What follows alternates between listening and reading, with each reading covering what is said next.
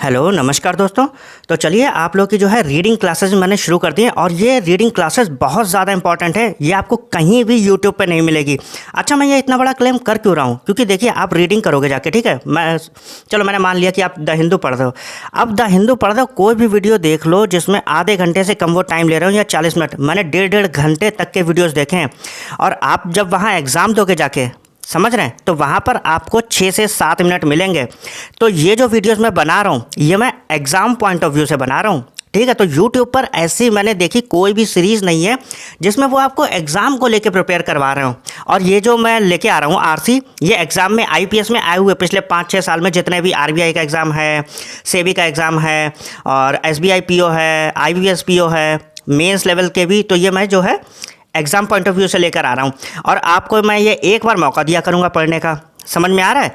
और अगर आप नहीं, आप पढ़ के देख लीजिएगा और फिर जब मैं उसका मीनिंग बताऊँ तो फिर आप देखिएगा कि आप कितना सही पढ़ पा रहे हो, ठीक है। और ये मैं ज़्यादा से ज़्यादा 10 से 12, बहुत ज़्यादा अगर लिया तो मैं 15 मिनट लूँगा, लेकिन आपको पढ़ने का मौका जो है मैं 5 से 6 मिनट का ही दूंगा, जिससे आपको आदत लग जाए एग्ज़ाम की, ठीक है। क्योंकि एग्ज़ाम में आपको 6 से 7 मिनट ही मिलने वाले हैं।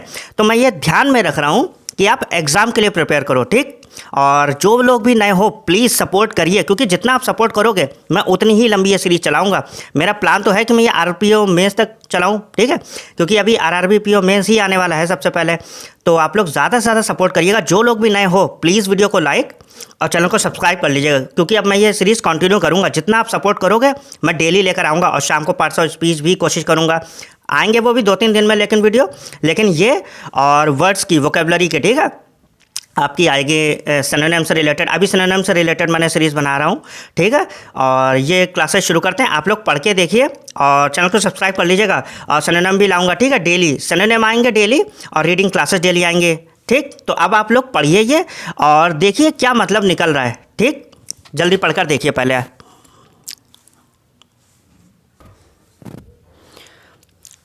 और आपकी जो करंट अफेयर्स की छोटी छोटी न्यूज़ होंगी जो डेली अपडेट आती हैं वो भी मैं डाल दिया करूँगा। तो आप लोग दिन में एक बार जो है रात में आया करो और गो थ्रू कर लिया करो, ठीक है, इस चैनल पे, क्योंकि छोटी छोटी अपडेट्स होंगी वो मैं डालता रहूँगा। तो आप एक बार गो थ्रू कर लोगे लेटे लेटे तो आपको दिक्कत नहीं होगी, ठीक है।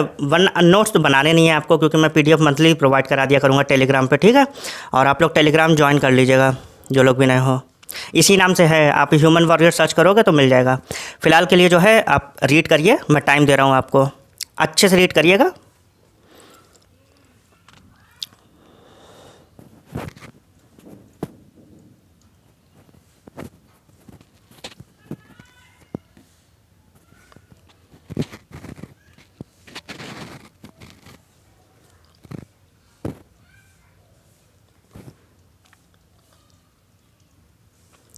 और वीडियो को लाइक कर लीजिएगा, ठीक है, क्योंकि जितना ज़्यादा ज़्यादा वीडियो को लाइक करेंगे उतना ही ज़्यादा ये लोगों तक पहुँचेगा। अब ये मत कहिएगा कि जो है ज़्यादा तक ना पहुँचे, कंपटीशन बढ़ेगा। आप लोगों के कमेंट भी अजीब होते हैं।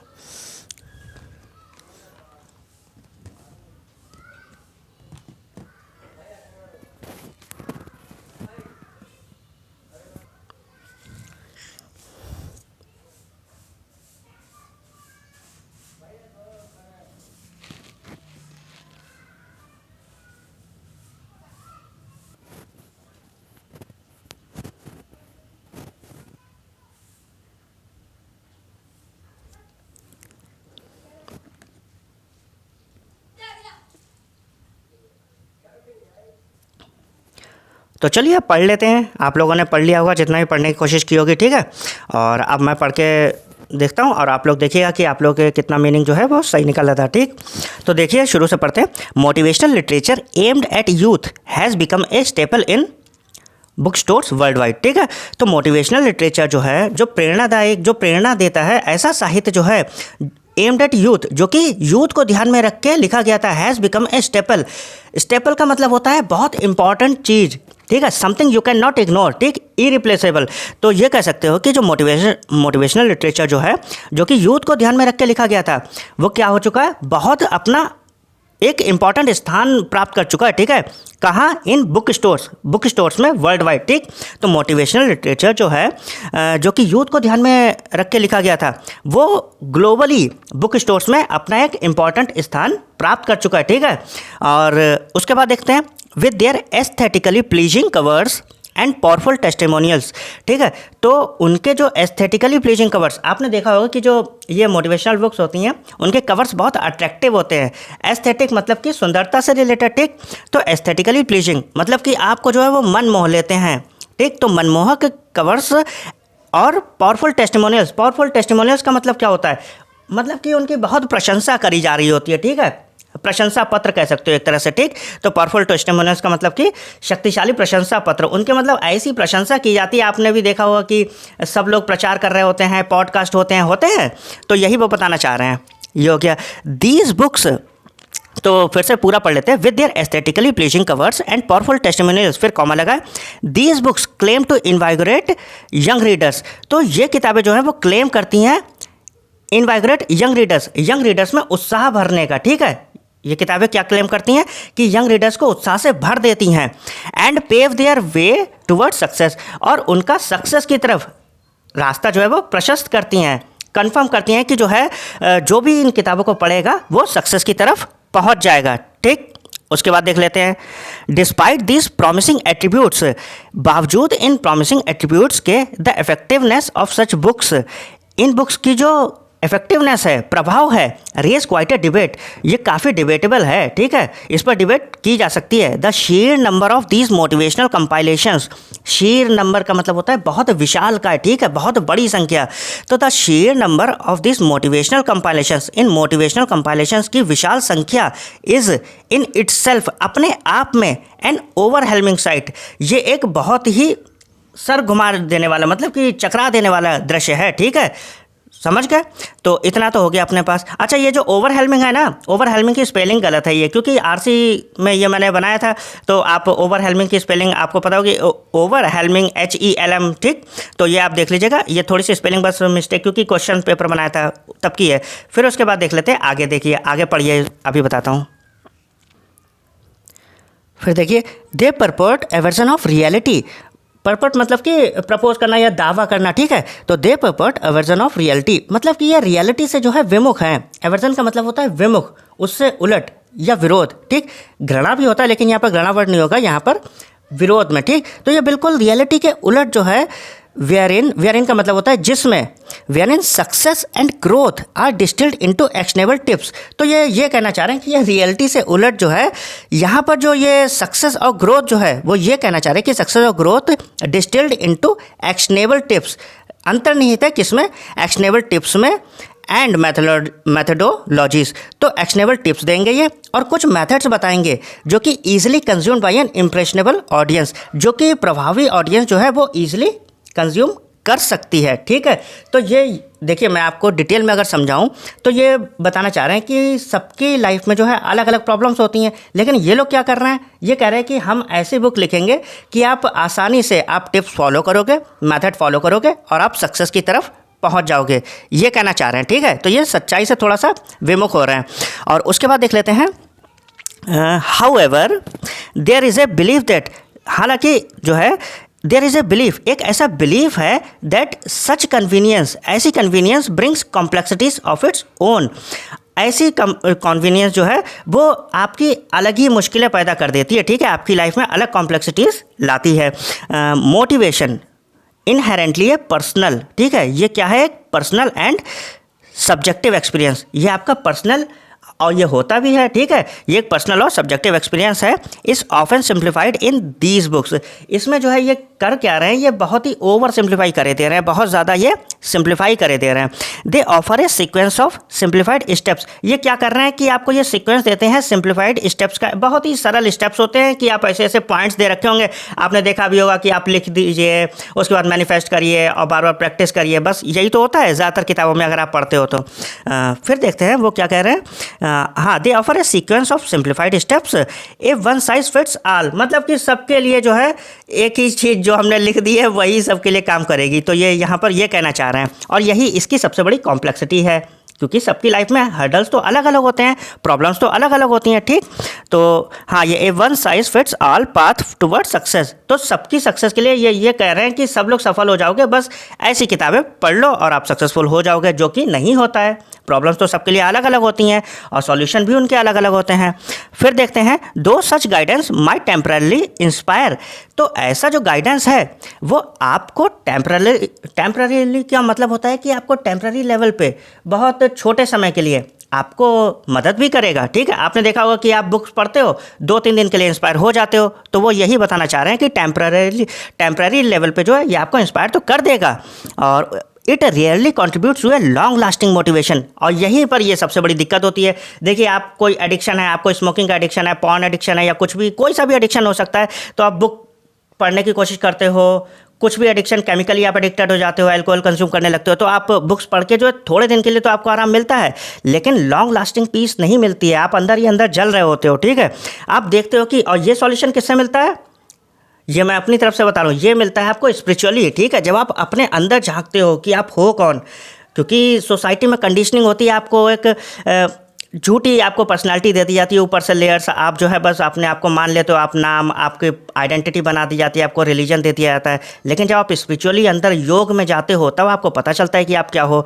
तो ये बुक्स आपको ऊपर ऊपर से जो है इंस्पायर करने को, मोटिवेट करने की कोशिश करती हैं, जबकि ये एक अंदर से चीज़ आनी चाहिए, ठीक है, कि आप कौन हो जब आप अपने आप से मिल जाते हो। फिलहाल देखते हैं आगे क्या ये कह रहे हैं। उसके बाद देखिए, हाँ, लॉन्ग लास्टिंग मोटिवेशन इससे मिलता नहीं है, और उसके बाद हाँ, rendering them ineffective in long run, और हम जो है लॉन्ग रन में जो है इनइफेक्टिव ही रहते हैं, ठीक। उसके बाद देख लेते हैं, हाँ, फिर देखिए, a central issue lies in the external nature, ठीक है। तो जो सेंट्रल इशू वो लाई करता है, वो कहा करता है एक्सटर्नल नेचर, मतलब कि ऊपर ऊपर से ये आपको मोटिवेट कर देते हैं। These books attempt to foster, ये किताबें यही जो है अटेम्प्ट करती हैं, प्रेरित करती हैं, किस तरह से, बाहर ऊपर सतही लेवल से, अंदर नहीं जा पाती हैं, ठीक है। फिर देखिए, इट्स वाइडली एक्सेप्टेड दैट, ये बहुत व्यापक रूप पे एक्सेप्ट किया गया है कि motivation should be N intrinsic quality, motivation हमेशा अंतर्निहित क्वालिटी होनी चाहिए, आपके अंदर से आना चाहिए, ठीक है। इस self ignited passion driving one forward, मतलब कि एक सेल्फ इग्नाइटेड, अंदर से आपके आग आनी चाहिए, एक अंदर से पैशन उठना चाहिए जो आपको ड्राइव करे किधर, आगे के लिए, even in the face of adversity, जबकि आप बहुत ज़्यादा मुश्किलों में हो, आप तकलीफ़ों में हो, फिर भी आपको अंदर से प्रेरणा आनी चाहिए कि मैं कर लूँगा, मैं चीज़ों का सॉल्यूशन निकाल लूँगा। दिस मोटिवेशन, यह मोटिवेशन, यह प्रेरणा विच डेवलप्स फ्रॉम इंट्रोस्पेक्शन, जो कि डेवलप होती है किससे, इंट्रोस्पेक्शन से। इंट्रोस्पेक्शन समझते हैं आप, अपने आप को क्वांटिफाई करते हो, अपने अंदर की फैकल्टीज़ को देखते हो कि कहाँ कहाँ पर आप जो है गलत हो रहे हो, और एक्सेप्ट करते हो। एक्सेप्टेंस से सबसे ज़्यादा आप जो है चीज़ें देख पाते हो कि आपके अंदर क्या गलत हो रहा है। लाइफ एक्सपीरियंसेस, अलग अलग लाइफ एक्सपीरियंस होते हैं, उनसे आप सीखते हो। एंड पर्सनल वैल्यूज़, आप अपनी पर्सनल वैल्यूज़ को आइडेंटिफाई करते हो कि आप कहाँ कहाँ पे आप अच्छे हो, कहाँ पे स्ट्रांग हो, जिन चीज़ों से आप आगे बढ़ सकते हो। कैन नॉट बी ड्राइव्ड, ये ड्राइव नहीं हो सकती हैं फ्रॉम प्री डिटरमाइंड मेथड्स, पहले से ही जो चीज़ें डिटरमाइन करके, जो पहले से ही मेथड दे रखे हैं उनसे, और यूनिफॉर्म स्ट्रेटजीज, मतलब कि यूनिफॉर्म मतलब कि एक जैसी स्ट्रेटजी से ये चीज़ें नहीं हो सकती। ये आपको पर्सनल एक्सपीरियंस से आती हैं, इंट्रोस्पेक्शन से आती हैं, ठीक है। आप तकलीफ में, जब पेन में रहते हो, कहते हैं ना कि नो पेन नो गेन, तो ये चीज़ें आपके अंदर से आती है जब आप गलतियाँ करते हो, अलग अलग लाइफ एक्सपीरियंस से, ठीक। और फिर उसके बाद देख लेते हैं एडिशनली, ठीक है, इसके अतिरिक्त there is an inherent difficulty, इसके अलावा एक अंतर्निहित डिफ़िकल्टी इन किताबों की और ये भी है, to retain the fleeting inspiration, मतलब कि आप देखते हो कि आप कुछ समय के लिए तो इंस्पायर हो रहे हो, लेकिन फिर से आप भटक जाते हो। तो इन किताबों की सबसे बड़ी दिक्कत ये है कि आप जो है अपने इंस्पिरेशन को रिटेन नहीं रख पा रहे हो, ठीक है। तो ये बताना चाह रहे हैं इसमें, ठीक है, कि आप थोड़ी देर के लिए तो प्रेरित होते हो, लेकिन फिर से आप भटक जाते हो, ठीक। द मोटिवेशनल सर्च, जो मोटिवेशनल उत्थान है, मतलब कि एकदम से आप हाई मिलता है तो the motivational search of an experience, जो कि एक्सपीरियंस किया जाता है ड्यूरिंग और शॉर्टली आफ्टर रीडिंग, मतलब कि जब आप पढ़ रहे होते हो तब, और रीडिंग के जस्ट बाद आप कहते हो हाँ अब तो मैं कर डालूंगा, ठीक है। तो वही चीज़ है, इज सेल्डम सस्टेनेबल, मतलब कि बहुत कभी कभार ये ऐसा होता है कि सस्टेनेबल हो, वरना आप जो है लो फील करते ही हो। और ये ह्यूमन एग्जिस्टेंस में है कि आप जब हाई फील करते हो तो लो भी फील करोगे, ठीक। उसके बाद देख लेते हैं ओवर टाइम, समय के साथ, as the realities of daily life resume, और जैसे जैसे आप रियलिटी में फिर से जो डेली लाइफ है वो आपकी शुरू होती है, द रिज्यूम, और उसके बाद the inspiration dimension living readers at the starting point, और फिर जो है इंस्पिरेशन डायमेंशन जो है वो फिर से आपको छोड़कर चली जाती है, और फिर आप कहाँ पर आ जाते हो, स्टार्टिंग पॉइंट पे। Sometimes even more demotivated than before, कभी कभी ऐसा होता है कि आप टीम मोटिवेटेड मतलब कि आप बहुत ज़्यादा मोटिवेटेड फील करते हो पहले से ज़्यादा, ठीक। और आप देख लेते ये 2-3 लाइनों में जो है थोड़ा सा पंक्चुएशन नहीं है, कॉमा वगैरह, फुल स्टॉप, तो आपको ये मीनिंग बताने में मुझे दिक्कत होगी। लेकिन लास्ट की देखिए नीचे से चौथी लाइन, ठीक है, यहाँ से अपने लोग पढ़ लेते हैं। ये 1-2 लाइन का मीनिंग पता नहीं चल पाया क्योंकि कॉमा वगैरह लगा नहीं है। तो the youth while inspired by these motivational reads, तो यूथ जो है जो कि इंस्पायर हुआ है किससे, इस मोटिवेशनल रीड से, बुक से, शुड अंडरस्टैंड दैट, उसे समझना चाहिए that lasting motivation can only be derived from within themselves, ठीक है। तो लास्टिंग मोटिवेशन कहाँ से आता है, अपने अंदर से आता है। It is filled by there impression, ये किससे फिल होता है, आपके विचारों से, ठीक है, आपके विचारों से बना हुआ होता है। जैसे आप सोचोगे वैसे ही बनते हो, वैसे ही आपको प्रेरणा मिलेगी। डिसाइड्स इंट्रिंसिक वैल्यूज़, आपकी अंतर्निहित वैल्यूज़ एंड ड्रीम्स, और आपके सपने, ठीक।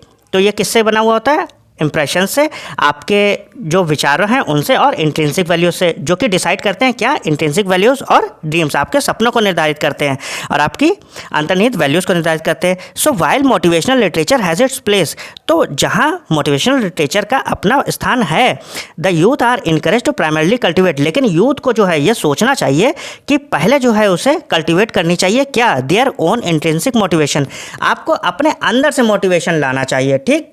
That can be stand the test of time, ठीक, जिससे कि वह समय की कसौटी पर खरे उतर सकें, ठीक है।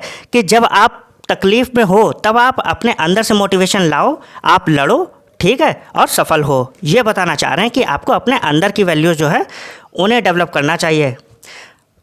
तो आई होप आप लोग को सेशन में मज़ा आया होगा, और थोड़ी सा आप लोगों से माफ़ी चाहूँगा कि इसमें जो है पंक्चुएशन की दिक्कत थी 2-3, आगे से मैं ध्यान रखूँगा, ठीक। तो जो लोग भी नए हैं प्लीज़ आप लोग चैनल को सब्सक्राइब कर लीजिएगा, वीडियो को लाइक कर लीजिएगा, और ये मैं डेली लाऊँगा, ठीक है। मिलते हैं नेक्स्ट वीडियो में, थैंक यू।